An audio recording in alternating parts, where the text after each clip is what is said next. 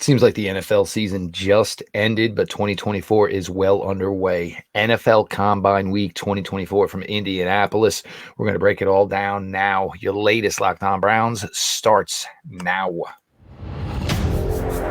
You are Locked On Browns, your daily Cleveland Browns podcast.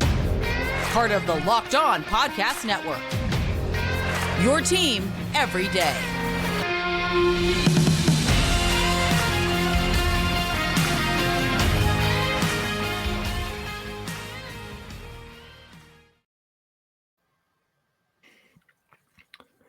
Welcome back, my friends, to the show that never ends, your daily delivery of all things Dog Pound, LGB, and the LOB, the Locked On Browns podcast, brought to you by the Locked On Podcast Network, your team every day.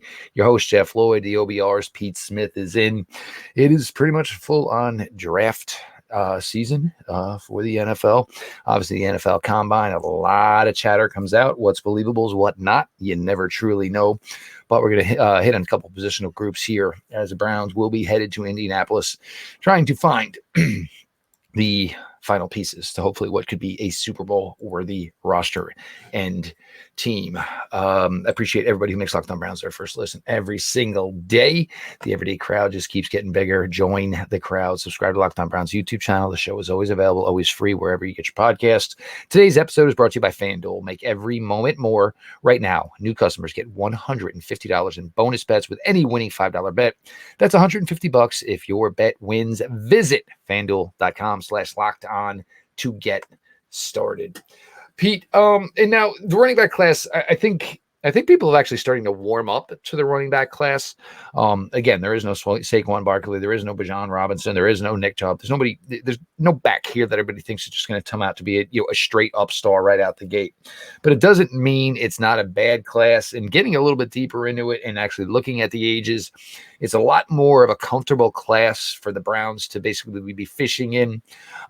So Pete, it's going to be helping. Nick Chubb, you have no idea when exactly you're going to get him back. It might most likely be a pitch count when Nick Chubb does come back. You have Jerome Ford. You don't necessarily, have anybody necessarily after that. Pierre Strong, there was a couple of brief moments. There were some poor moments. Browns need help, and this is a class that could help them with that. Yeah. Mary Kay Cabot came out with an article reporting that what I assume is from Nick Chubb's side of things that suggests he's going to be ready to go for July or whatever. Look, I'm never ruling the guy out, but I mean, we got to be somewhat realistic here, but go ahead.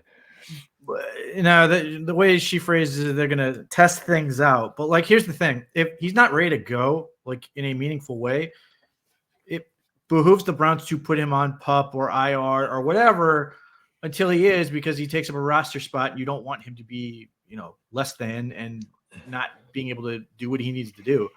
As far as this draft class goes, it's a pretty good group of running backs. It really just comes down to traits versus evidence. If you like traits, there are definitely guys with traits. Jonathan Brooks from Texas, Jalen Wright from Tennessee. These are guys with traits. Bucky Irving's another one in that group. If you like guys with evidence, you probably drift towards Audric Estime or Braylon Allen from Wisconsin, and some people even like Blake Corum for reasons I don't understand, but nevertheless they exist. So look, there's a lot of different things, and none of these guys are likely to go in round one. Maybe there's a weird situation where somebody takes somebody. I don't see it.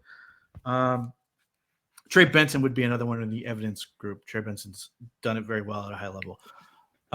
It really just comes down to, where does the rubber meet the road in terms of value? Where does it sort of hit the Browns? Are they going to have picks at the particular spot right now with picks in the second and third round? They could certainly take a guy there, especially as they probably need to look towards life after Nick Chubb. But trading down might be a way to ensure they have enough picks to do that. But it's also a question of, what do they really want? Are they trying to get a feature back, or do they want to get another sort of swing? I mean, I would put Jerome Ford in sort of that swing area. I like what he does. I like his role. He's really good as a pass catcher. And I think what gets quietly forgotten, Jerome Ford had 10 touchdowns last year, 5 of which were receiving. He's a nice player. I think they need another guy with him, and it's just a question of who you like. For anyone who follows me, I'm in the evidence camp. I'm a big fan of Estime. I'm a big fan of Braylon Allen. I like those power backs. I'd like the Browns to get more to a power style of offense. I've written about that, but you're not going to hear me disappointed if the Browns trade Benson. He's fun, speed, quickness, pretty good as a pass catcher in terms of being natural. There's a lot of things that make him an attractive prospect. But I get very worried, even though I understand the appeal with guys like Jalen Wright. And I understand the appeal of the kid from Texas. Those guys make me nervous. They feel like they're guys who probably came out a year too early. Or in the case of the kid from Texas, who's Jonathan Brooks, is very talented. The medical is going to be a thing for him because he had torn ACL at Texas. It may be fine. It may not be an issue at all. But obviously, that is the number one thing the combine is really for. I mean, we're all sitting there waiting to see how guys test athletically and everything. But first and foremost is let's see how these guys check out medically. Yeah, and the thing with Brooks and Jonathan Brooks, and right off the bat is if we're having these questions about Nick Chubb, I don't know how you bring Jonathan Brooks into the mix. Nick Chubb, it was week 2 of the NFL season. Jonathan Brooks went down in November. He looks probably, in my opinion, a candidate who's probably going to miss, maybe the first 4 weeks, maybe longer. Last thing you want to do is rush an injured rookie through a rehab process, most likely going to be a late joiner to camp. And again, the roster spots are oh so precious. If you don't have 100% confidence, it does hurt some teams and how they view that, how they would draft. One thing on Nick Chubb, now, if you go back, obviously this was for the 2021 season, Odell Beckham Jr. didn't start the first 2 games, and he had been really practicing in training camp. And it almost seemed kind of like a little bit of a shock that he did not play the first 2 weeks that the Browns held him out in those games. Nick Chubb, obviously 10 times more important. Obviously 2 surgeries Nick Chubb was coming off of. So certainly something, look, we all hope Nick is back, but you've got to have a realization factor that Nick Chubb is probably not ready to start the 2024 season. Benson, obviously, lines up age, will turn 22 shortly. Allen, Estime, both of these kids estimate 21 in September. Braylon Allen will play the entire regular season of 2024 as a 20-year-old. Jalen Wright, the age works, of course. There's other guys where the age works as well. So this class seems to get, a little bit more in line with what the Browns need. And if you obviously do all your fact checking and you go back to past draft classes, things the Browns value, there are running backs within this class that will fill that need for the Browns. We're going to get back. We're going to talk some big boys. Browns have certainly some interesting conversations to have at the offensive tackle position this offseason. We're going to get in that a little bit next year. Your latest Locked On Browns continues. You are Locked On Browns, your daily Cleveland Get buckets Browns with your podcast. first bet on Part of the Locked On Podcast Network, your team every day.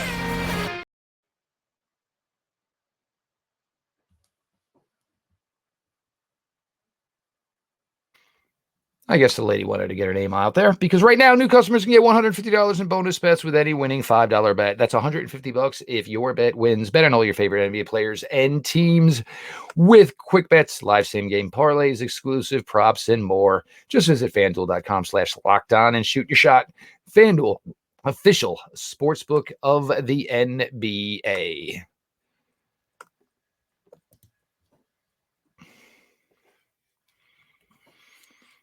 Now, there are a lot of questions to be had. The Browns with 3 starting caliber tackles. Caveat to this is every single one of them finished last season on IR. Jedrick Wills, of course, Jack Conklin, of course, and the rookie who showed extremely well in time he played in DeJuan Jones. Pete, that's kind of got to be worked out. But part of what's going to work that out is what the Browns see, obviously, this weekend from the big guys. And the big guys will be on the field on Thursday doing their thing. The Browns have enough faith to maybe move on from one tackle, bring another young guy in the fold. Because the last thing a team wants to do that has aspirations like the Browns do is end up with a tackle situation like they did last season, where you were starting your fourth tackle, a guy off the street, as your fifth tackle. And these guys ended up taking the most reps at offensive tackle for the Browns in the 2023 season. Yes. So look, my theory of the case is that Jedrick Wills is eventually going to get traded. I don't think that happens before the draft. It could happen during the draft, but I think more than likely they will keep him through the draft. And the time starts going really quick. A lot of tackles go off the board. Hey, you lost this round of musical chairs. I've got a starting caliber tackle you can have. There's that aspect. There's the talk of potentially 6 quarterbacks going in the first round to a lot of teams that may or may not have offensive lines ready to go. Anyway, but even let's say they keep Jedrick Wills. You're not keeping him again after this year, I wouldn't think. And Jack Conklin's a question mark, even though Jack Conklin, healthy, is the best tackle on this team. At most, you're getting 2 more years out of him. DeJuan Jones, wherever they play him, personally, I think he's better suited on the left. It doesn't have anything to do with anything else other than the fact that the Browns are a strong running team on the right side of the line, and maybe DeJuan Jones will get better at it. I hope he does. But at this point, he is borderline useless as a run blocker. So with that framework in mind, I think it makes all the sense in the world for the Browns to be not just get tackle help, but get tackle help early. And this class is loaded. I think it would be a miscarriage of justice for the Browns to come out of this draft class without an offensive tackle. And this class has a lot of guys who I think could potentially get overdrafted. There's a lot of guys who are expected to test very well. Kingsley Suamataia from BYU is one guy that I think could be connected to the Browns. He's supposedly very athletic. He's 21. I don't love him as a bender. But then I look at the comparison on NFL.com where Lance Zierlein did the comps, and the comp for him is Cornelius Lucas. And the Browns just signed the offensive line coach who coached Cornelius Lucas, which could make that all the more interesting. The combine is super important for a number of players. Suamataia is one of them. The one that the story for offensive tackle, though, once you get past like the Joe Alts and the Penn State kid and yes, the top tier guys, is going to be the kid from Yale. He has not played a ton of football, which is terrifying. He suffered an injury this year, so he couldn't finish the season. Karan Amagaji, left tackle at Yale, long arms, looks outstanding physically, but he wasn't like he destroyed the Ivy League either. He's a good-looking tackle. So he's got to crush this. Obviously, the medicals become a factor for him. Mm-hmm. He couldn't like the big opportunity for a guy like that was to go to an event like the Senior Bowl or the Shrine Game or whatever and dominate. The injury precluded him from being able to do that. So this becomes a big deal for him. Not just the athletic testing. You would think he would do well in the interviews, but certainly that's something that's going to be a big deal for him. So that's a factor. He could be, if you're the Browns and you're looking at this going, hey, we don't want to rush out, but we got to get a guy that we feel like we can get there in a year or two. He's sort of in that camp. The kid I love, and if the draft were held today, I would take right now, is Blake Fisher from Notre Dame. Blake Fisher from Notre Dame is 20. He played 3 years at Notre Dame and said, I'm out. Was the other guy to Joe Alt on the other side of the line of scrimmage. Has started there, despite the fact he's only 20, has played a ton of football. 2 seasons as a starter at right tackle. I assume he would have been left tackle if Joe Alt didn't exist, but whatever. I think he could play on either side. His flexibility and movement skills are outstanding. There's some questions with his hips, whatever. His effortless ability to get low, play lower than the guy across from him for a guy who easily 6'5", listed 6'6". We'll see where he's at in terms of like actual measurables. He's only going to get stronger. He's only going to get more pop. And I think there's things that he can clean up. And I think a team like the Browns is the perfect situation for him because he doesn't need to step in and play right away. He gets a year to sort of get acclimated and coached up by the new coaching staff and Andy Dickerson and Roy Istvan. That they can get this guy ready to go. But if you do have an injury, he's a guy who can step in there and play. But I think he's a guy where I think he's only going to get better. He's only going to get stronger. And I think he has the potential to be a dominant player. Nothing about him says guard. He doesn't really have I think if you were to criticize anything with him, it would be ballast. Doesn't have a whole lot of width to him compared to some of the other guys. He's not Blake Freeman by any stretch, but just not the whitest guy. But you compare him to a kid like the Roger Rosengarten from Washington, who's another athletic tackle, who's a young guy. Like Blake Fisher has the tools to deal with more strength at the point of attack. He's much better at being able to sort of reset and get his base under him to anchor. Whereas a guy like Rosengarten, I feel like he's underpowered. He's so underpowered. I worry he's never going to be strong enough.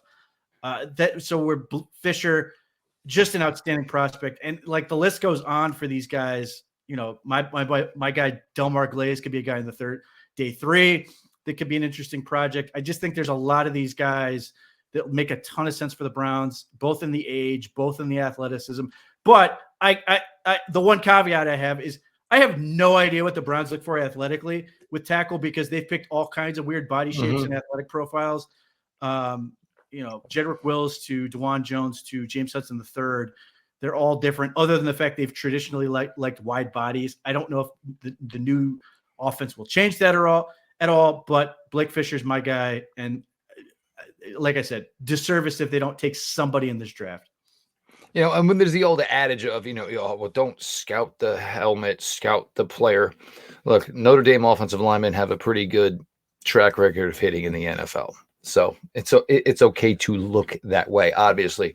Also, if we're enamored with a running back who had well over 1,500 yards last season from the University of Notre Dame, would be foolish not to think that there were some offensive linemen at Notre Dame that obviously were providing assistance for that player to put up the statistical production he did. Now, Andy Dickerson is in an interesting and unique situation. He comes in. Probably his 5 starting offensive linemen for 2024 are here. They are here. But it's about to be a changing of the guard. And it may not be 2024. It could start to see some cracks in 2025. And then obviously some big time change coming maybe 2026 and on here. So Andy Dickerson needs to come in and start to develop what some guys are going to be the next Cleveland Browns offensive line. It has been a really, really nice run for the Barry Stefanski regime for the Browns offensive line here up until this point through 4 seasons. The amount of games that most of their unit played together is amazing total and does not really happen in this league.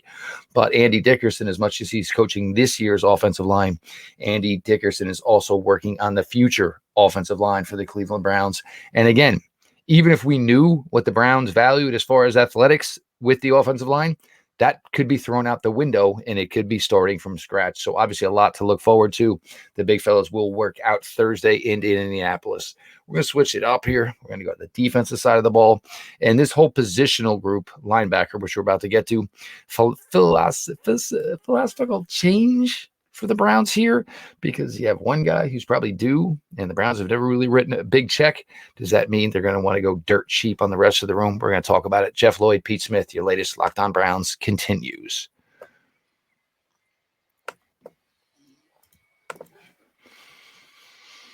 This show is sponsored by BetterHelp. What's the first thing you would do if you had an extra hour in your day? Could you imagine being able to get a jog in that you always say you're going to do and you never do? Being able to sit down, read a book, hell, even just take a nap and relax. A lot of us spend our lives wishing we had more time. The question is, time for what? If time was unlimited, how would you use it? The best way to squeeze the special thing in your schedule is to know what's important to you and make it a priority. Therapy can help you find what matters to you so you can do more of it. the thing with therapy and the best thing about therapy is, as much as you try to be an individual for everybody else, every now and then you have to focus on yourself. That is why therapy is the key. It's just you talking about you, getting answers about you. If you're thinking of starting therapy, give BetterHelp a try. It's done entirely online. It's designed to be convenient, flexible, and suited to your schedule. Just fill out a brief questionnaire to get matched with a licensed therapist and switch therapists anytime for no additional charge. Learn to make time for what makes you happy with BetterHelp. Visit betterhelp.com/lockedon today to get 10% off your first month. That is BetterHelp, HELP.com/lockedon.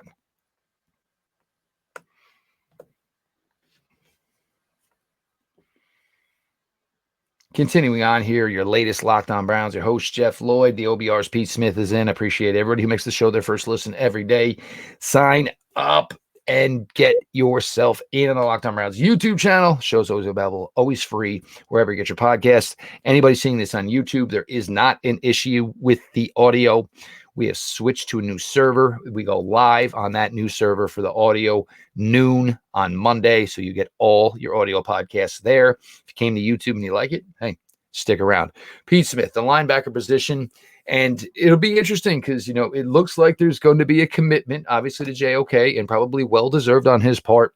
There have been minor commitments monetarily the last couple of years. Obviously, Taki last year, 2 years of Anthony Walker.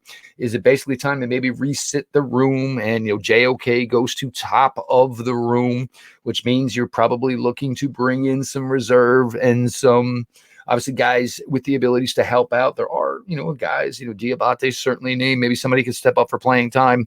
But it's certainly a new, unique room to watch as this offseason goes on. So obviously, you know, the Browns will have eyes whether or not they think that some of these guys working out at the linebacker position can maybe be of some assistance in what could be a transition for the linebacker room. So linebacker, we're probably going to get a lot of our answers in free agency. Whether the Browns bring back Anthony Walker and bring back Sione Taki or not, we're probably going to find out a lot about how they plan to address this room. Certainly JOK, if he's going to get extended, becomes a big deal. And then there is an incentive to want to get cheaper there. However, it's also a little interesting because JOK has, you know, the talk at the end of the year was he was going to get more looks at Mike Backer, at least situationally. And, you know, the Jim Schwartz wanted to get to a point where he never comes off the field, which would be great. So on one hand, you are somewhat of incentivized to get another young linebacker who can step in and play alongside JOK and have those guys never come off the field. How great would that be? The other thought is Browns don't care about linebackers all that much. JOK was the one exception. And in that draft, you know, in general, linebacker is not a great thing to take early because you're sort of arguing against yourself as to whether you want them to be super successful because they become very expensive and you don't really want to pay them if it's not a focal point of your defense. So the Browns could also go the route of trying to cheap through it, whatever. So we'll see what free agency goes. However, in this class, there are some really good linebackers. The guy who's going to come in with a ton of hype, again, more traits than evidence as far as production goes, is Junior Colson from Michigan. He's the prototype in terms of what he looks like. He's listed 240 some pounds. He's like 6'3", big, strong, fast, all these things. But like I said, he has not produced very much so far into his career. So it's on him. He needs to crush the combine to sort of keep people tantalized. And I promise you, if he goes out and kills the combine, there are going to be people going, he's going to be in the first round. That's too rich for me. But again, it's going to happen. I think when you get into guys like Adrian Cooper, I think is in a similar situation. The main difference with him is, one, I think he's an outside linebacker. Two, he's nowhere near as big as Colson is, even though, you know, he's got a lot of things that there are a lot of people who, you know, analysts and stuff who love Adrian Cooper's traits and stuff they see on tape. If you come over to my side, the evidence thing, Jeremiah Trotter Jr. is a stud in terms of production. He has done everything for Clemson. And I would argue that even on the very good Clemson defense, he like stands out as a playmaker. Like you see him on your eye is drawn towards Jeremiah Trotter Jr. doing stuff. I think he's really interesting potentially for the Browns because he's very comfortable crowding line of scrimmage and blitzing and can do some stuff dropping underneath and playing coverage. He's got like 4 interceptions in the last 2 years and got Sam Hartman for a touchdown last year against Notre Dame. So he stands out to me as a guy that like if the Browns were like sitting in a spot and they go, this guy's just too good to pass up. He's the guy. We need somebody to plug and play. Exactly. Yeah, like he would be my guy where you go, yeah, this is the dude. So if he has a good athletic profile, he will basically be to me the cleanest prospect in this draft class. When you get to Cedric Gray from North Carolina, he's sort of a mixed bag. Production profile is outstanding. Like he did a ton for North Carolina, but whether it's watching him on tape, watching him at the Senior Bowl, looking at his sort of just advanced statistics, like things like missed tackle rate, or just watching him try to diagnose and get fooled on play. Like there's a lot of that on tape where you say, go, ooh, Senior Bowl it only furthered those concerns. But, based on production, everything else, like he projects to be a guy that could be very, very good. So a very good athletic profile would be very helpful for him. And you sort of look at him and you go, well, if he's available on day 3, we really, we've got a coach in Jason Tarver who has done a really good job coaching guys up. You like what he has to offer. It's a similar deal with Jalen Ford. Not as good production, but he's another splash guy. Had a phenomenal junior year in terms of production.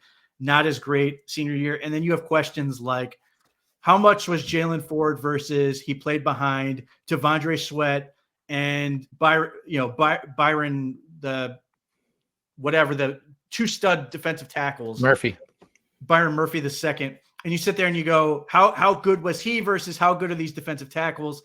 Are you getting a situation where he's making plays because he's playing in the perfect situation for a linebacker? However, having said that, he is big and strong. He listed very low, over 240 some. So if he has an athletic profile, he may be a guy that you talk yourself into as being a guy you can coach up. The problem you run into with linebackers is like you've got those guys who are all in sort of the age range the Browns like, and then you've got a whole bunch of guys who have been playing college football for like 3, 4, 5, 6 years. Like the kid from these guys were in college for 2 years before COVID hit. Yeah, like Peyton Wilson from NC State has been in college a while. He got his AARP card the same time I did. Yes, he's got some issues, or even a kid like Tommy Eichenberg from Ohio State already in his 23 and a half type thing. So at one, the draft in general is shallow enough where you may think about it and go, we don't really care. We just want to get a guy we feel like can come in and play. But I start to wonder if they're going to treat linebacker a lot like the Browns treated safety last year, where maybe there's a few guys they really like, but if they don't get them, they'll just sort of like look at it and go, we'll see who's available after the draft. And the Browns sort of had a hole sitting on the roster where they sort of made, sort of like the air traffic controllers signaling in undrafted free agents to come in. The Browns signed Ronnie Hickman and Tanner McAllister after the draft. Ronnie Hickman gets an opportunity to step in, looks great. Browns didn't give up anything for him. I think between the age of some of these prospects and just the sheer amount of them, you may find yourself in a situation where the guys taken in the 4th round aren't much better than the guy you might get after the draft. And you might just want to wait and see how it goes there, opting to, spend your resources elsewhere.